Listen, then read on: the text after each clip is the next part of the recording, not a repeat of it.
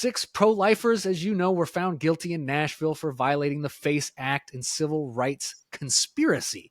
They literally sang hymns and prayed at an abortion clinic and urged women not to kill their babies. Now they face 11 years in prison. What are your thoughts on this one? It's tragic. It is tragic.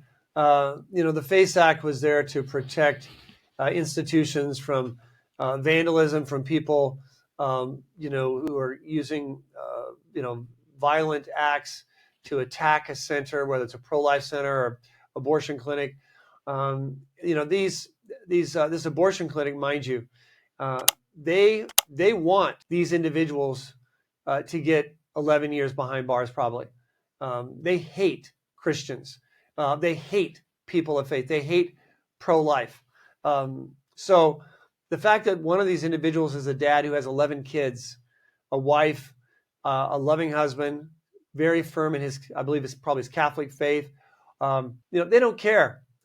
Putting 11 years behind bars. That's how cold-hearted and bloodthirsty these abortion clinics are, much less, of course, massively killing as many preborn babies as can happen. So first, I want to implicate the abortion clinic that's behind this. Second is the Biden administration, the Department of Justice, the federal court.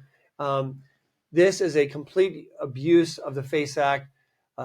We've seen that it's been used consistently by the Biden administration to attack pro-lifers, people praying in front of a clinic, peacefully praying or counseling. But when it comes to pro-life clinics, which have been physically burned down, arson, vandalism, bullets shot through their windows, they're not lifting a finger, not one finger, to defend any of these pro-life clinics out there that are really attacked, that really need the FACE Act protection, as well as other federal law protection. So this Biden administration is a tyranny. It's like we're living in some totalitarian third world country, and if the dictator doesn't like you, watch out. Well, that's what we're seeing through the Department of Justice, the FBI, and specifically the Biden administration.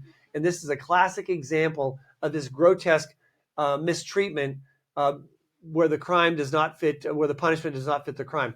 Notice when we had the rioting, the massive BLM rioting, and the rioting and burning of cars and buildings and gunshots and everything. How many of those people spent time behind bars? How many? Not many. Hardly not any.